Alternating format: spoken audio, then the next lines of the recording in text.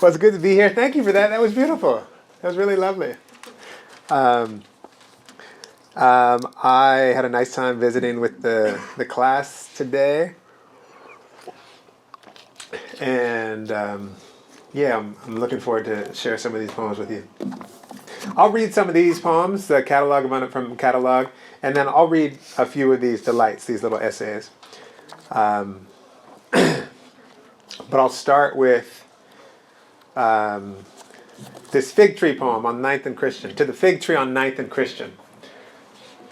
Tumbling through the city in my mind without once looking up, the racket and the lug work, probably rehearsing some stupid thing I said or did, some crime or other. The city, they say, is a lonely place until, yes, so I should tell you that the story behind this is that I was just walking down the street and there was a fig tree on the corner of Ninth and Christian, actually like in between, just off of that. And there were so many figs that had fallen from this tree onto the ground. I mean, who's eaten fresh figs? Yeah, if you haven't, it's really a miracle. So anyway, can you imagine? Like there's so many figs that this person has to be sweeping them off the ground. Yes, the sound of sweeping and a woman, yes, with a broom, beneath which you are now too, the canopy of a fig, its arms pulling the September sun to it.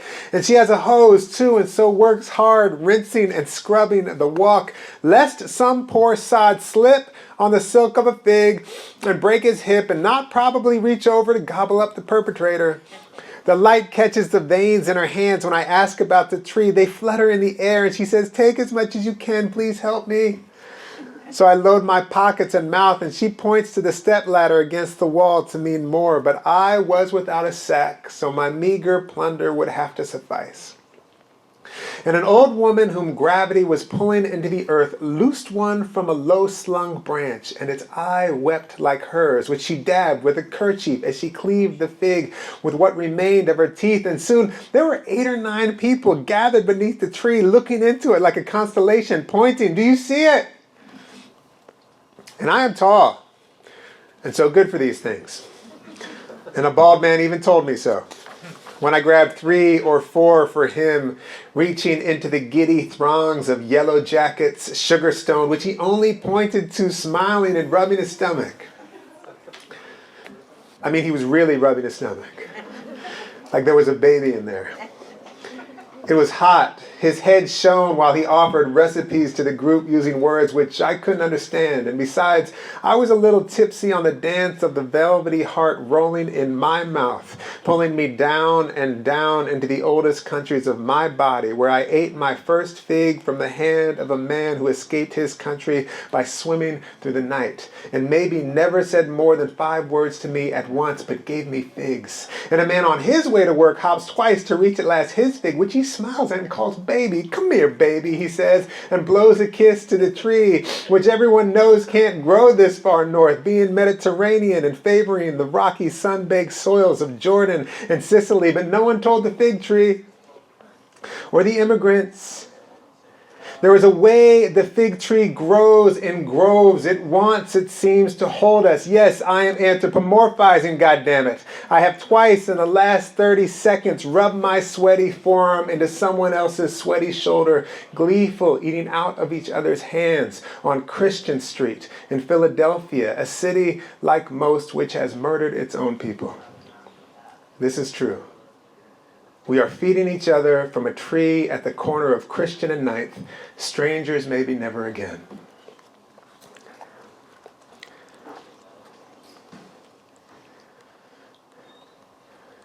And this is called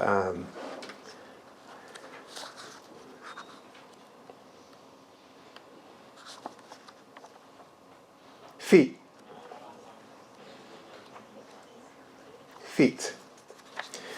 So you probably know what The Real World is? That's a show. There's also a comic book I reference called Power Man and Iron Fist. Luke Cage is Power Man. Luke Cage, that's a show. Remember shows? I think that's all you need to know. Feet. Friends, mine are ugly feet. The body's common wreckage stuffed into boots. The second toe on the left foot is crooked enough that when a child asks, "What's that?" of it, I can, without flinch or fear of doubt, lie that a cow stepped on it, which maybe makes them fear cows, for which I repent, in love as I am with those philosophical beasts who would never smash my feet nor sneer at them the way my mother does. "We always bought you good shoes, honey," she says. "You can't blame us for those things."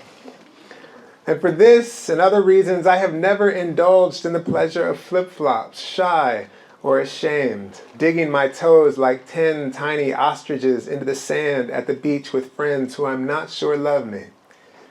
Though I don't think Tina loved me. She liked me, I think. But said to me, as we sat on lawn chairs beside a pool where I lifeguarded and was meticulous at obscuring from view with a book or towel my screwy friends, "You have pretty feet."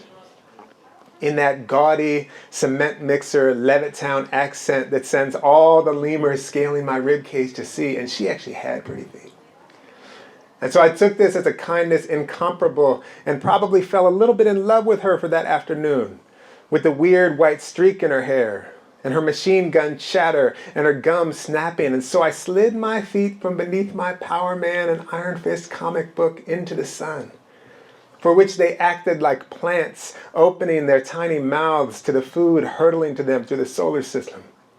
And like plants, you could watch them almost smile, almost say thank you. You could watch them turn colors and be almost emboldened, none of which Tina saw because she was probably digging in her purse or talking about that hottie on the Real World or yelling at some friend's little sister to put her ass in her trunks or pouring the crumbs of her Fritos into her thrown open mouth. But do you really think I'm talking to you about my feet?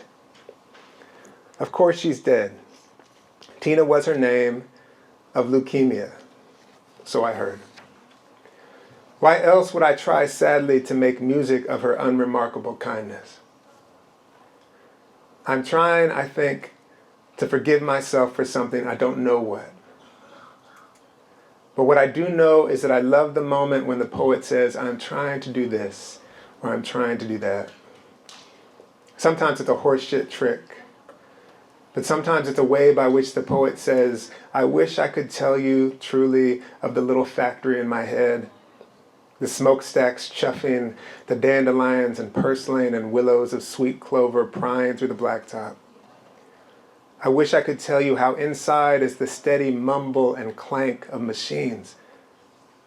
But mostly I wish I could tell you of the footsteps I hear, more than I can ever count, all of whose gaits I can discern by listening closely, which promptly disappear after being lodged again here, where we started, in the factory where loss makes all things beautiful grow."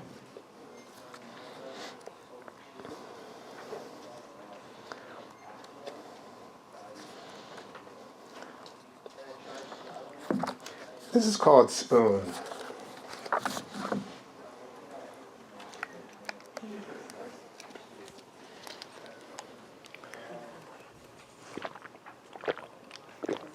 My picture's on this computer. It's a little unnerving. I'm just joking. Spoon. Who sits like this on the kitchen floor at 2 a.m, turning over and over the small, silent body in his hands, with his eyes closed, fingering the ornate tendrils of ivy cast delicately into the spoon that came home with me 8 months ago from a potluck next door, during which the birthday boy, so lush on smoke and drink and cake, made like a baby and slept on the floor with his thumb in his mouth until he stumbled through my garden to my house the next morning, where I was frying up stove-top sweet potato biscuits and making himself at home, as was his way. After sampling one of my bricks, told me I could add some baking powder to his.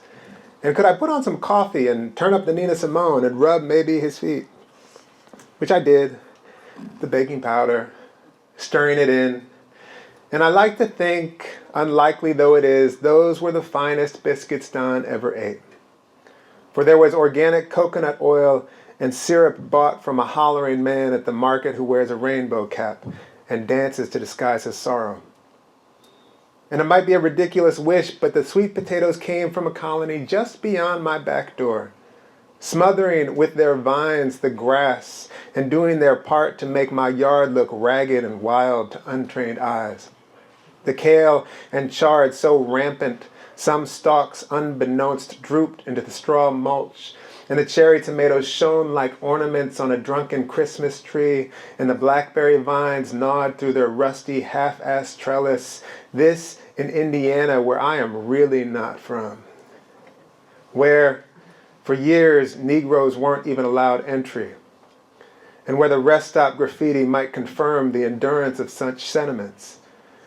And when I worried about this to Don on a cool September evening, worried it might look, Don, in his kindness abundant and floral, knowing my anxiety before I stated it, having been around, having gone antiquing in Martinsville a few weeks back and been addressed most unkindly by a passing truck or two, trucks likely adorned with the stars and bars, knowing the typhoon's race makes our minds do, twirling with one hand a dreadlock and patting my back with the other, asked, smiling sadly and knowingly, niggerish? Before saying, it looks beautiful, and returning to some rumination on the garden boy of his dreams, whose shorts were very short and stomach taut and oily enough to see his reflection in. Don told me this as we walked arm in arm through our small neighborhood, which he asked me if he could do. Is this okay? He asked, knowing mostly how dense and sharp the dumb fear of mostly straight boys can be. Oh, Don. Walking arm in arm, shoulder to shoulder, his hand almost patting my forearm, resting there, down the small alley next to the graveyard, fall beginning to shudder into the leaves. And Don once dreamt he was in that graveyard next to his house on 4th, where in real life we sang Diana Ross's Missing You while decorating his kitchen. Where I once asked to borrow a signed Jamaica Kincaid novel at which Don made one sound by sucking his teeth that indicated I was both impossibly stupid and a little bit cute. And in the dream in the graveyard, where century-old oak trees look like giants trudging into a stiff wind, and some gravestones are old enough to be illegible and lean back as though consulting the sun, Don was floating into the air, which, pleasant at first, became terrifying, he told me, beginning to cry, just a little, as the world beneath him grew smaller and smaller, his house becoming a toy, the trees' huge limbs like the arms now of small people calling him down. But he couldn't stop going higher, he said, crying, just a little. And I've inserted myself 2 or 3 times into the dream, imagining a rope cinched to his waist by which Don might be tethered to this world, snatching it as it whips uncoiling through the grass at my feet and gripping it with all my strength until it almost hauls me up and takes the skin of my palms with it, twisting slowly into the sky at which I become like the trees here on earth shouting, come back,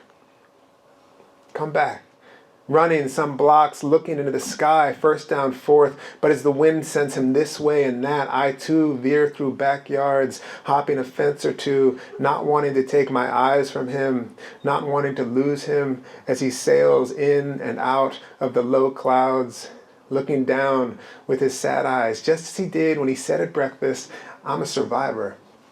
I survived. This 53-year-old gay black man, to which we did a little dance, listing the myriad bullets he'd dodged, swirling the biscuits in their oily syrup, Don occasionally poking his fork into the air for emphasis, laughing and sipping coffee and shaking our heads like we couldn't believe it. And having survived, Don wanted a child to love. And we made plans that I might make the baby with my sweetie and he could be the real dad, reading and cooking and worrying, while I played in the garden and my sweetheart made the dough, which maybe would have worked. though Don never once cleaned a dish. And when I told him to put his goddamn plate in the sink, he writhed in his seat and called me bitch before plopping it in, returning to his Destiny's Child tune about survival, while he scooped and slurped the remaining batter with this spoon in my hands, into which I stare, seeing none of this. I swore when I got into this poem, I would convert this sorrow into some kind of honey with the little musics I can sometimes make with these scribbled artifacts of our desolation. I can't even make a metaphor of my reflection upside down and barely visible in the spoon. I wish one single thing made sense. To which I say, oh, get over yourself. That's not the point. After Don was murdered, I dreamt of him, hugging him and saying, you have to go now, fixing his scarf and pulling his wool overcoat snug, weeping and tugging down his furry Russian cap to protect his ears, kissing his eyes and cheeks again and again, you have to go, cinching his coat tight by the lapels, for which Don peered at me again with those sad eyes, or through me, or into me, the way my dead do sometimes, looking straight into their homes, which hopefully have flowers in a vase on a big wooden table, and a comfortable chair or two, and huge windows through which light pours to wash clean and make a touch less awful what forever otherwise will hurt.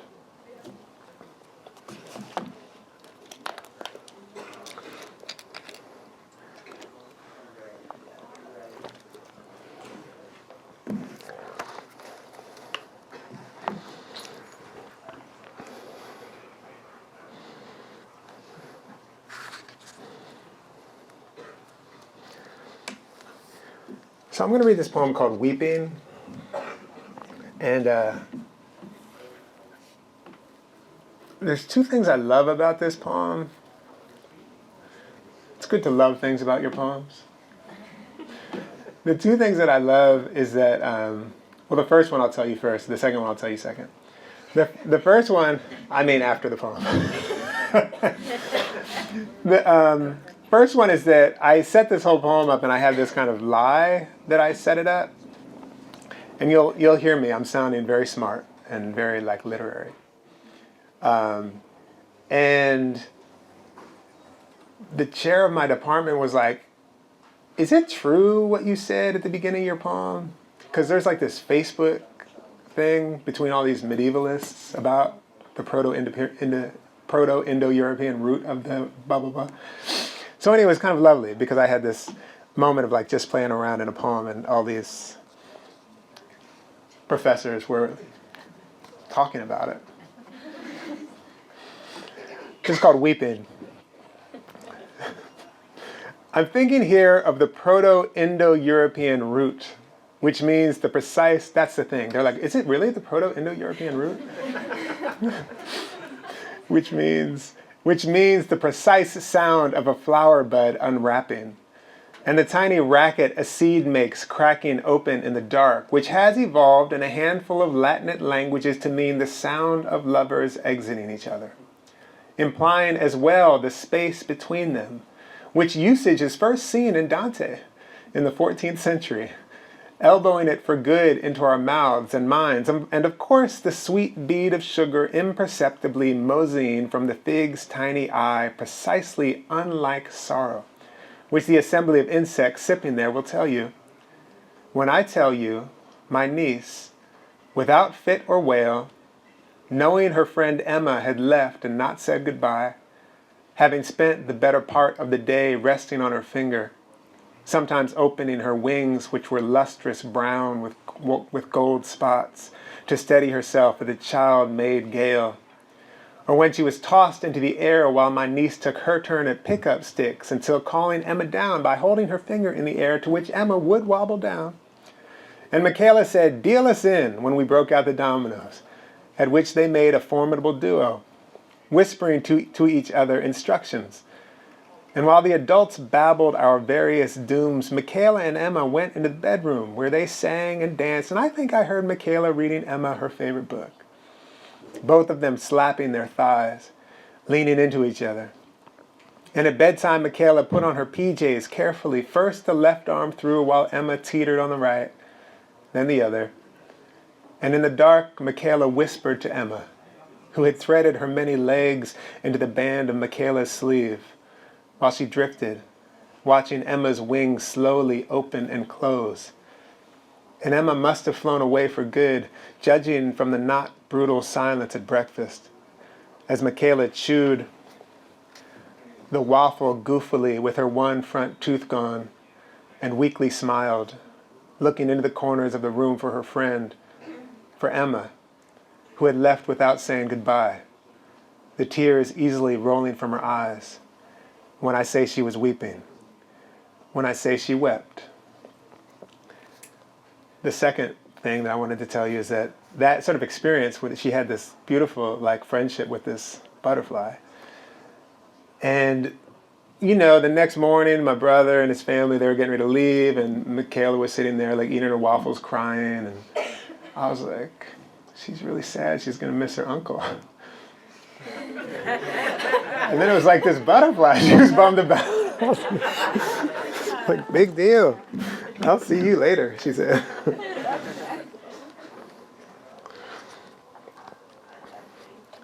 This is called sharing with the ants.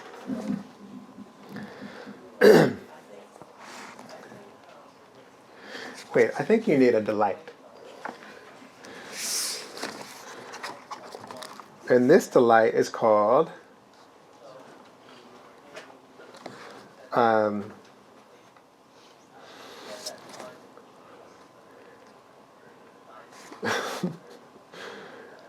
this is kind of like that one, but I have one I want to. This is called An Abundance of Public Toilets.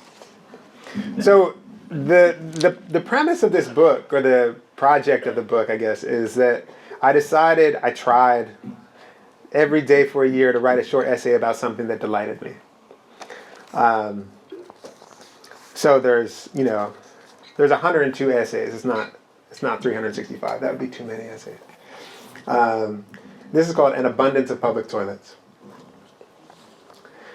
I don't mean this delight to diminish the dignity-violating absence of public toilets, public bathrooms in New York City, which is a failure and a carelessness, a ruthlessness, in fact, that reminds me somehow that ours is a country where property is more valued than people are.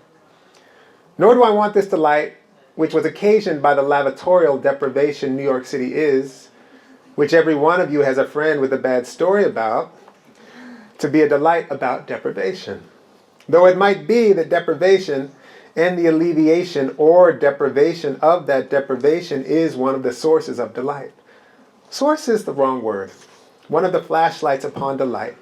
The unveilers, the ticklers, some word that explains how delight originates in the delighted is what I mean, and is simply stimulated or awakened. Not too long ago, I was buying some lumber at the local hardware store to build a raised bed. It was summer, melon season, a time of year I tend to be abundantly hydrated.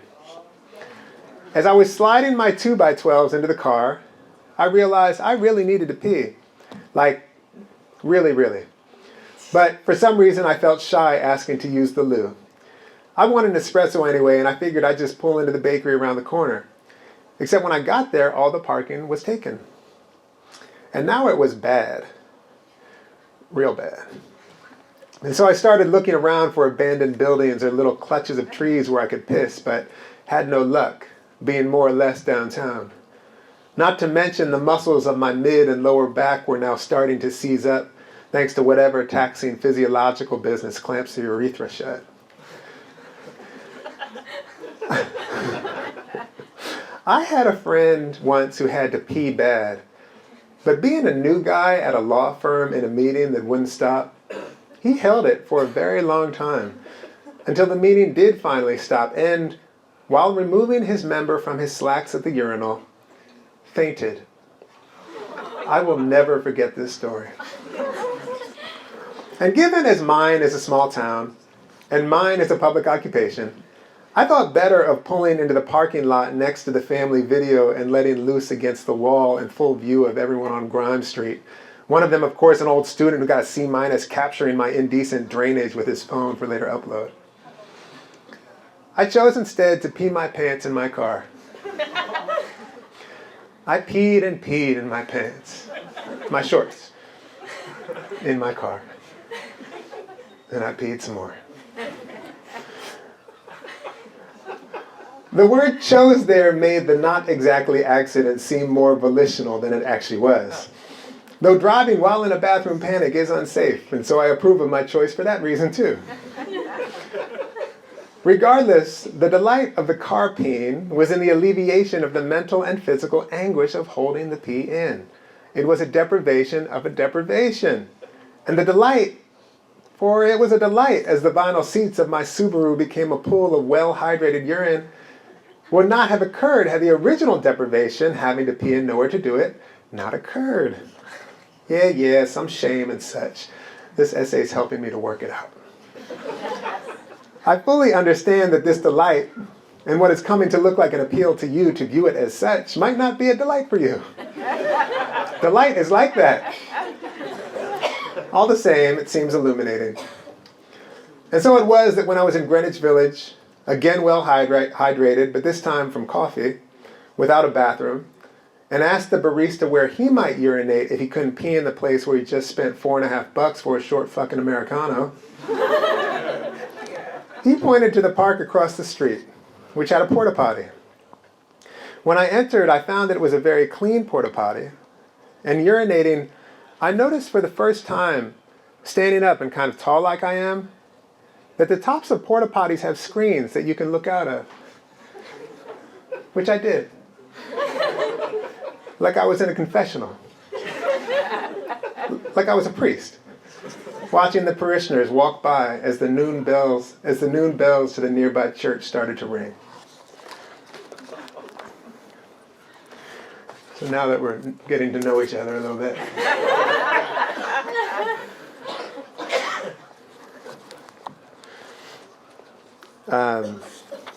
This is called a high five from strangers, etc.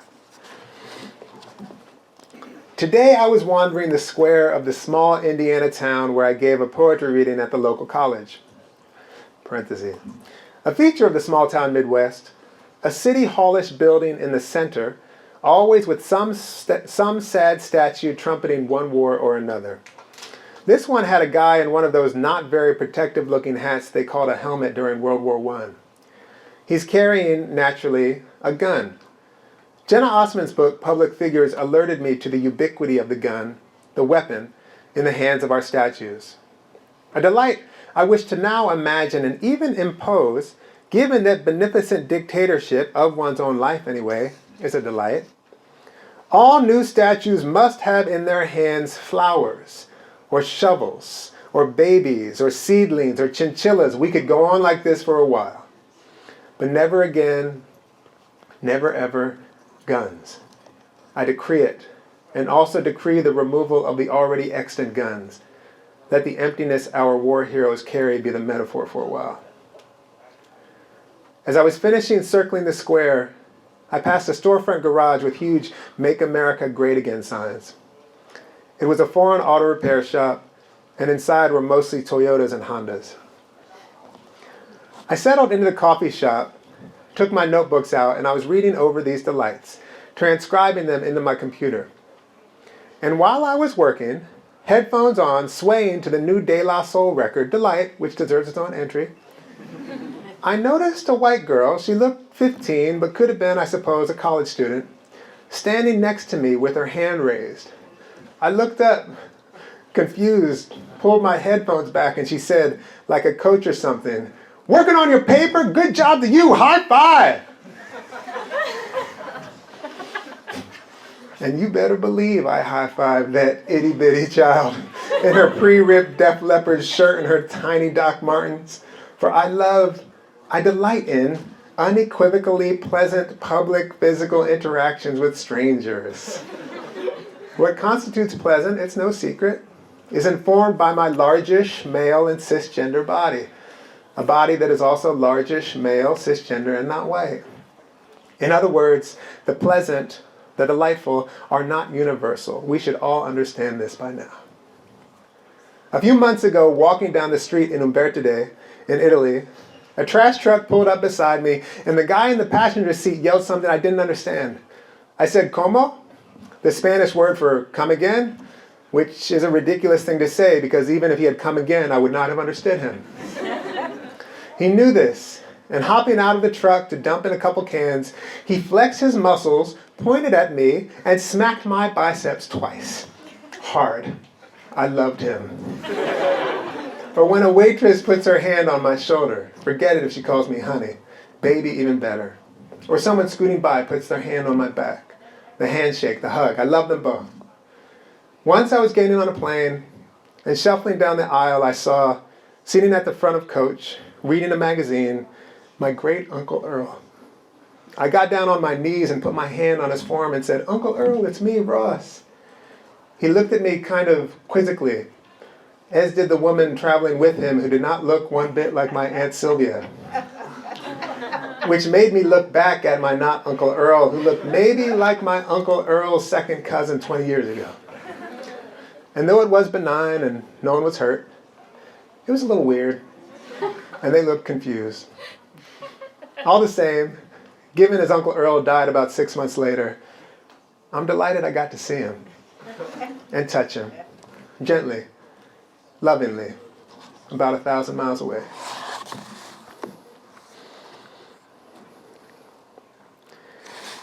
I'm going to read you like maybe one more of these, two more of these.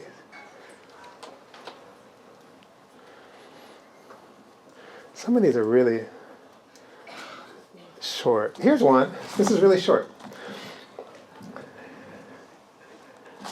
It's called Church Poets. I'm not quite sure why I called it that, but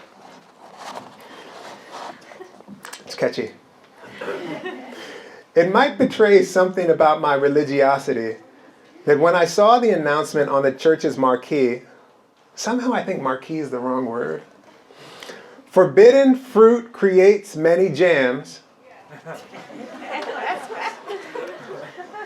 I did not for even half a second consider jam meaning problem or blockage, jam meaning trouble, nor did I immediately consider jam meaning party or celebration.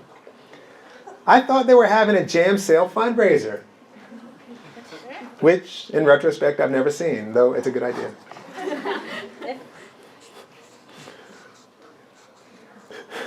Essay.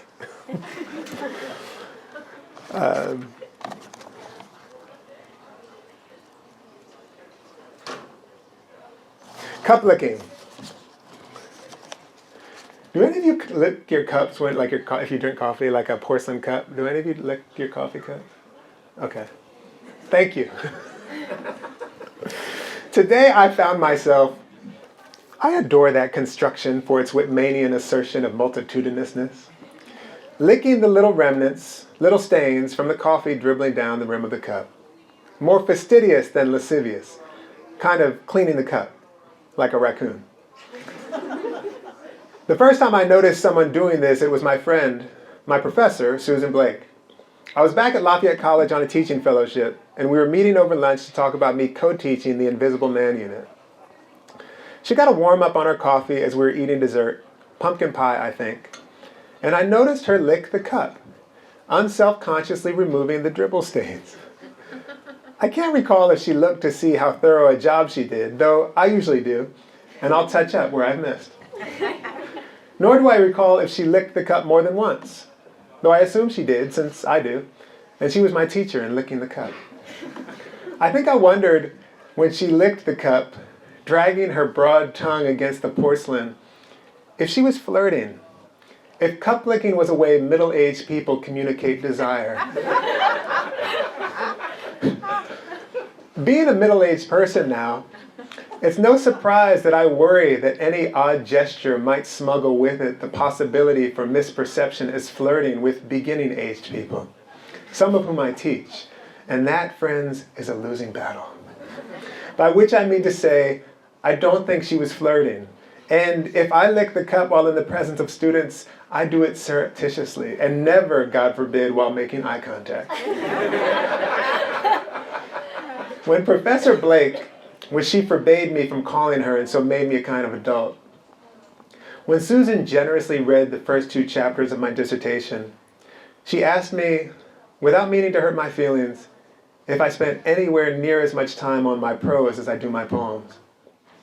When she handed the 60 or so pages back, all sliced up with red pen comments, she also handed me a handbook kind of book called Writing Prose, 9th edition, with the ugliest teal cover ever. How do we thank our dead teachers?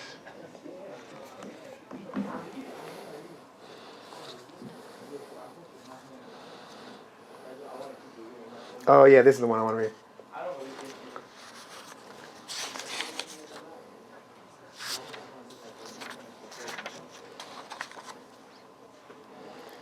This is called, oh, I changed my mind. The Tomato on Board, it's called. What you don't know until you carry a tomato seedling through the airport and onto a plane is that carrying a tomato seedling through the airport and onto a plane will make people smile at you almost like you're carrying a baby. A quiet baby. I did not know this until today, carrying my little tomato, about 3 or 4 inches high in its 4-inch plastic starter pot, which my friend Michael gave to me, smirking about how I was going to get it home. Something about this at first felt naughty, not comparing a tomato to a baby, but carrying the tomato onto the plane. And so I slid the thing into my bag while going through security, which made them pull the bag for inspection. When the security guy saw it was a tomato, he smiled and said, "I don't know how to check that. Have a good day." But I quickly realized that one of its stems, which I almost wrote as arms, was broken from the jostling, and it only had 4 of them. So I decided I'd better just carry it out in the open. And the shower of love began. It was a shower of love I also felt while carrying a bouquet of lilies through the streets of Rome last summer. People, maybe women especially, maybe women my age-ish and older especially, smiling with approval. A woman in a house dress beating out a rug on a balcony shouted, "Bravo!" An older couple holding hands both smiled at me and pulled into each other, knitting their fingers together. My showers might have been disappointed to know I was not giving the lilies to a sweetheart, but to my friends Damiano and Moira, who had translated a couple of my poems into Italian and were so kind as to let me stay at their place a few nights while I was passing through. On the way to the vegetarian restaurant Damiano's ex-wife owns with her partner, we walked by what I'm pretty sure he said was the biggest redbud tree in the world. It stretched for yards, lounging periodically onto the mossy earth. Its beautiful black bark glistened by the streetlights. Though translation is an act of love, so my showers needn't be disappointed at all. Before boarding the final leg of my flight, one of the workers said, "Nice tomato," which I don't think was a come-on. And the flight attendant asked me about the tomato at least 5 times, not an exaggeration, every time calling it my tomato. "Where's my tomato? How's my tomato? You didn't lose my tomato, did you?" She even directed me to an open seat in the exit row. "Why don't you guys go sit there and stretch out?" I gathered my things and set the little guy in the window seat so she can look out. When I got my water, I poured some into the little guy's soil. When we got bumpy, I put my hand on the little guy's container, careful not to snap another arm off. And when we landed, and the pilot put the brakes on hard, my arm reflexively went across the seat, holding the little guy in place, the way my dad's arm would when he had to brake hard in that car without seat belts to speak of, in one of my very favorite gestures in the Encyclopedia of Human Gestures.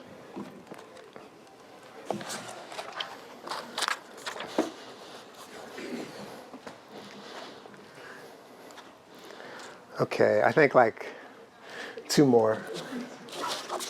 I gotta give you one more of these. This one's called the Marfa Lights. It's really short. The Marfa Lights.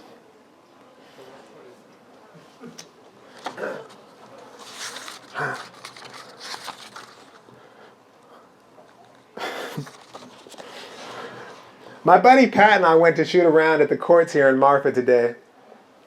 We were warming up, shooting 12-footers or doing slow spin moves and crossovers, when a young guy from the other side of the court swaggered toward us, holding a ball on his hip, the light gleaming in his earrings, and challenged us to a 2-on-2, pointed his thumb to himself and back to his buddy draining threes from the corner.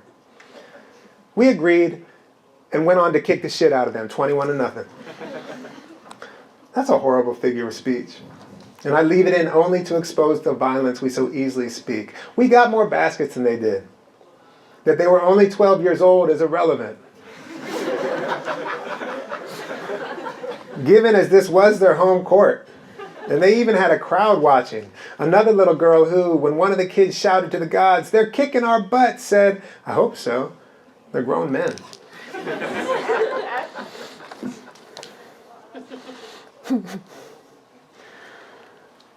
Okay. I'll read you 2 more poems. This is called Becoming a Horse. It was dragging my hands along its belly, loosing the bit and wiping the spit from its mouth made me a snatch of grass and the thing's maw, a fly tasting its ear. It was touching my nose to his made me know the clover's bloom. My wet eye to his made me know the long field secrets. But it was putting my heart to the horses that made me know the sorrow of horses. The sorrow of a brook creasing a field, the maggot turning in its corpse, made me forsake my thumbs for the sheen of unshod hooves. And in this way drop my torches, and in this way drop my knives. Feel the small song in my chest swell and my coat glisten and twitch, and my face grow long. And these words cast off at last for the slow, honest tongue of horses. And this is called To the Mulberry Tree. And you've all eaten mulberries off of trees. I believe that. I believe that to be true. Is that true? No, okay. That's homework. To the mulberry tree. Everyone knows it's good luck, if inconvenient, when a bird shits on you. But even more so good luck if the bird shits on you when you're plucking gold currant tomatoes sweet enough to make your bare feet lift just so off the ground, and the beetles beneath scurry and giggle. And as I move to gobble one, mouth agape and swooped in a grin at once, the shit slurries half in and half on my sun-warmed chin, which, forgive me, jiggles me from my reverie, for I am only human. Swiping the slurp of turd from my mouth, only to see it is mostly purple, the goop seedy and gelatinous. And when I see the bird pitching his swill from the branch above, I know that yes, this shit is mostly berry from that most prolific of trees, which some numbskulls call a weed because it's so prolific and not, they say, particularly useful. These same some call insipid the mulberry's flavor, which I think means tasteless or bland, but given I detect swirled in the shit the sweet of the thing, insipid doesn't fit the bill, but rather most likely describes the sex life of the describer. But why should I get personal? Defending a tree's honor. Mostly I'm happy the birds feast on the topmost branches of these tall trees and leave be for the time being my blueberries and soon blackberries and grapes and these little tomatoes. Though to be sure it is a certain glee as spring gasps into summer and the lowest branches shimmer with their simple booty, which I must jump for, and sometimes high, which I will not probably always be able to do, for jumping and grabbing at once like this, a soft thing is hard. Be gentle, she said, emerging from the dugout beneath the mulberry tree, where the big kids gathered, and we mostly rode our bikes by fast so as not to be snatched to the ground and pummeled, or worse, for they were teenagers. But I knew this early July morning they would be nowhere to be found, and the tree would be burdened with a crop begging to be loosed on my ice cream. She wiped her eyes and yawned and put on glasses, and there was in her hair a small sprig of grass, and she was barefoot, laughing and filling with me slowly my bucket, eating a few when it was full, giggling at the small burst of juice one made on her chin. And behind her, beneath the tree, there was a filthy blanket and a pack of cigarettes and tinfoil wrappers crumpled and shimmering and the frayed remnants of a rope. And seeing me seen into the terrible future, she put softly one hand on my chin and the other in my hair, turning my head away from what wreckage waited in there, and back into the leaves, which too I will do to you, so that none of us will ever die terribly, but stay always like this, lips and fingers blushed purple, the faint sugar ghosting our mouths beneath the tree inside me, which is the same tree now grown inside you. All of us snugged in the canopy on our tippy toes, gathering fruit for good. Thank you.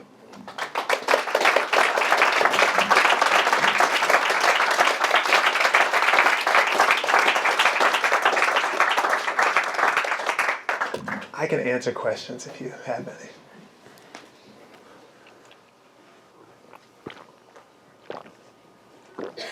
Yeah.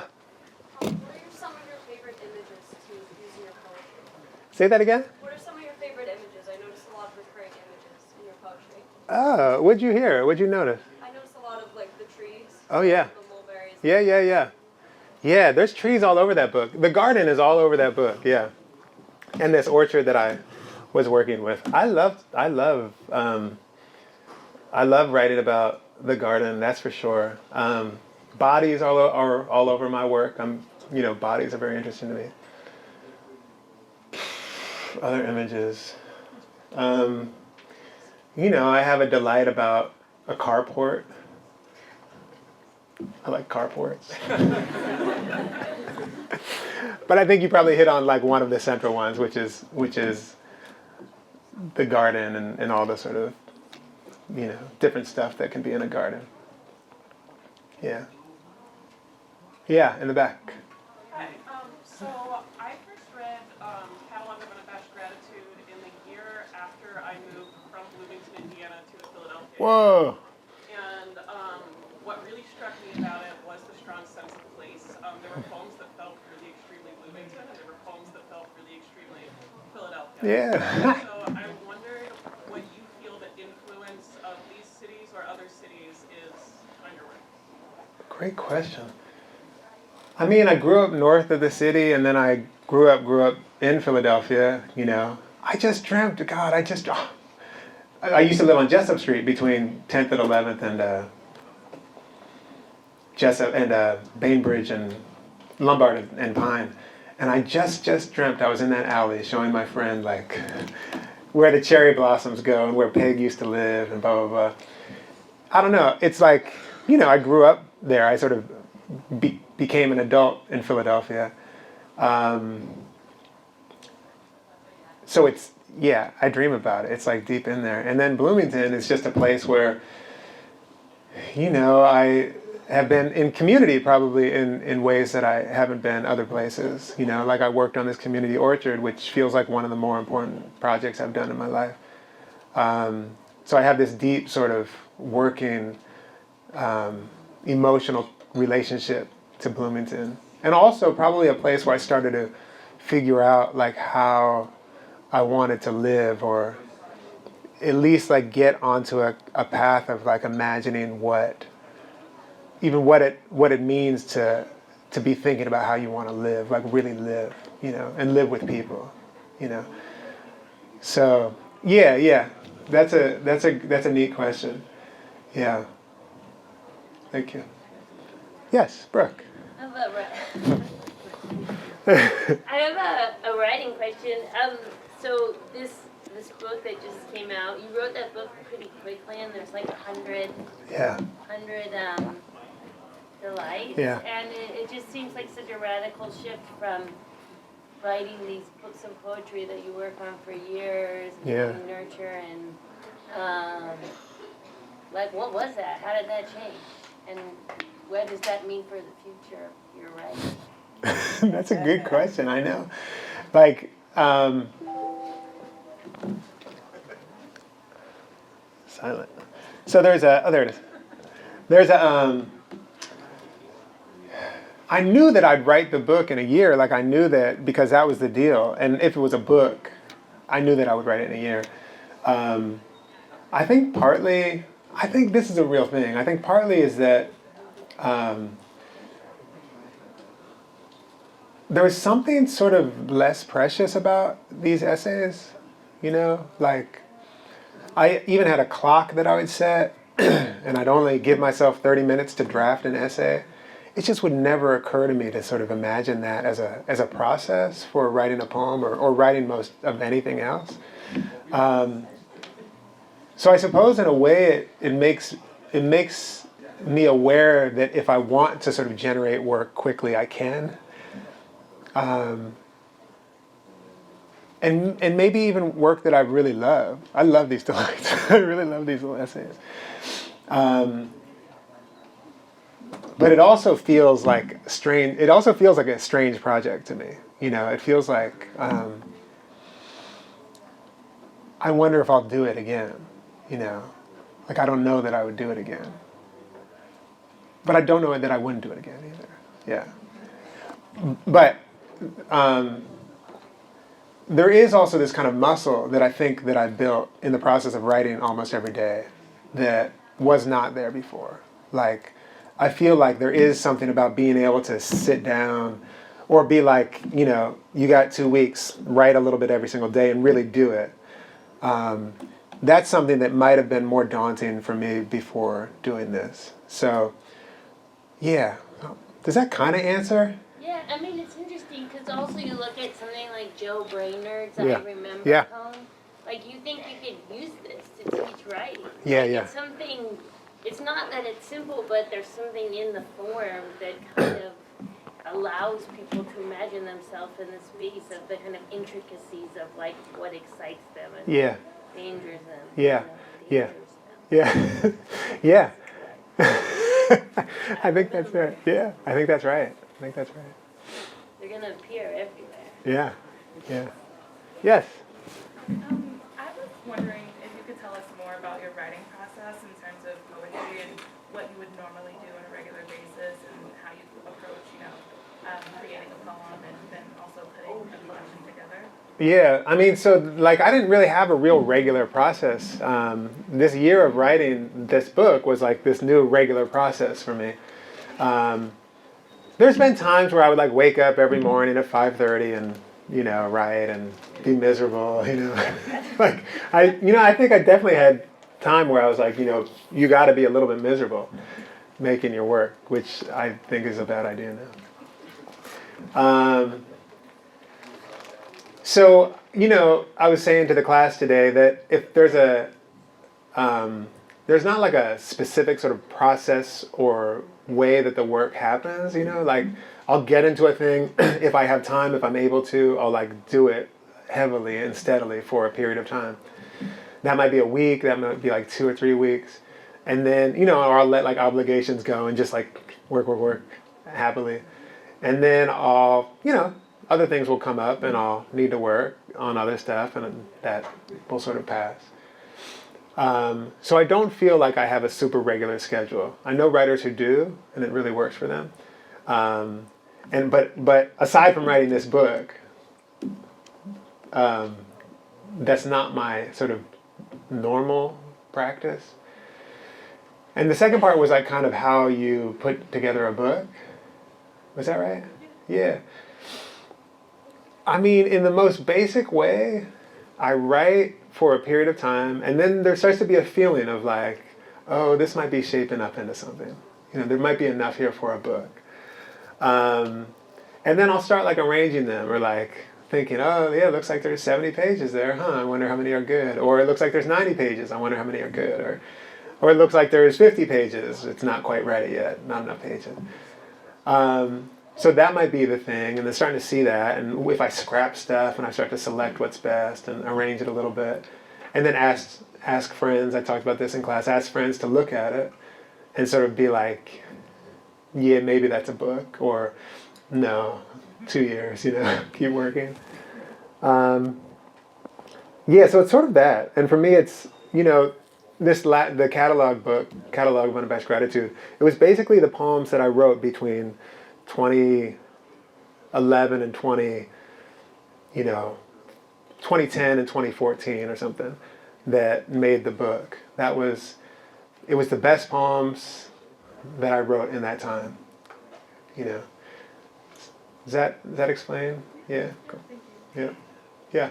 So like, there's like a lot of artists of all varieties, and sometimes I'll like see their work or listen to it or something, and I'm just like, wow, I can never do something that good. Mm-hmm. Like some of your poems, I was like, oh my god, I can never do something that good. Mm-hmm. But who's like an artist for you when you hear their stuff or whatever, like, and you think that, like, I can never do something that good? Oh yeah.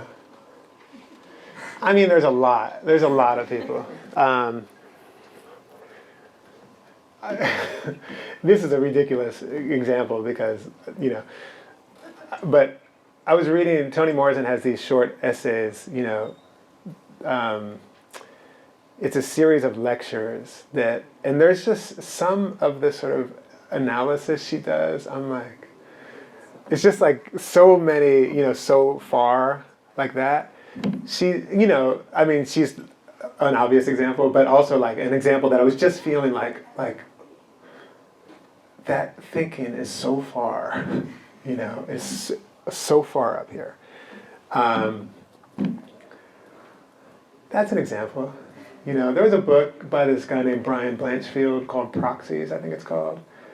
It's all these essays, and the thinking is just so neat, so beautiful and like sinewy and like just so good that reading it I was like, oh, I actually had the experience of reading it and I finished reading and I felt like I had been writing. I thought that I'd been writing for the last 2 hours. Strange experience. But I think it was an experience that sort of spoke to how much I was moved by the work and touched by the work. But it also felt like, whew, those are pretty great. Terrence Hayes is another writer who he does stuff, and I'm like, wow, that's pretty amazing. There's a lot. I could do a lot. Yeah. That's a good question. Yeah. How long, when you're writing poetry, if you go back and kind of look at your poem again, how long does it take you to feel like comfortable with your poems? Like when you're like, yeah, this is what I wanted this to be, or no, this isn't like quite right yet. You mean like how many weeks or months or years? Yeah. It depends on the piece. Are there specific topics that you find like harder to get perfect, or to your liking?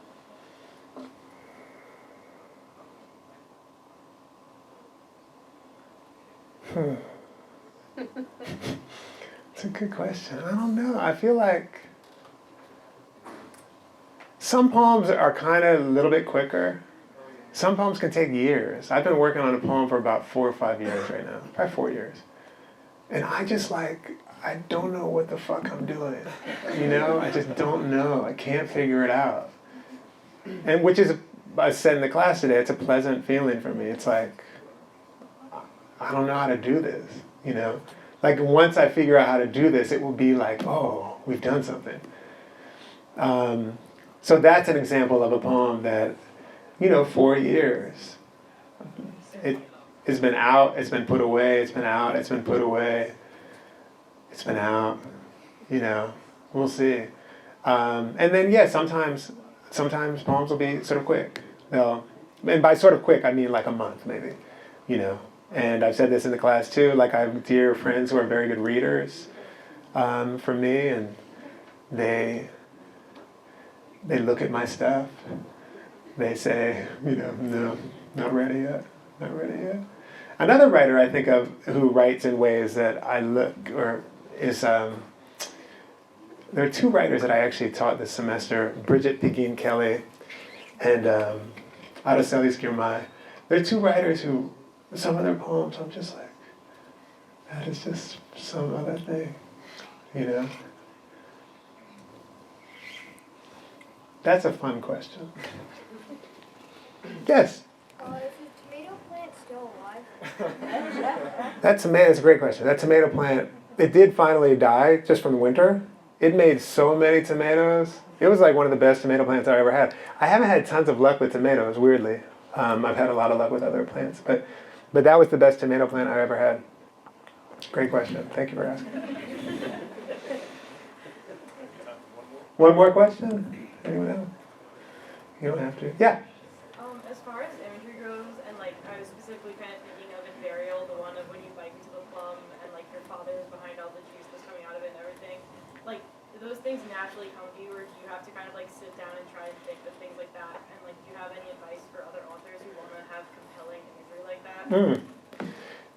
You know, sometimes a good image will come, but I spent a lot of time. Someone asked in the class today, like, about just sitting still and like looking at things for a long time.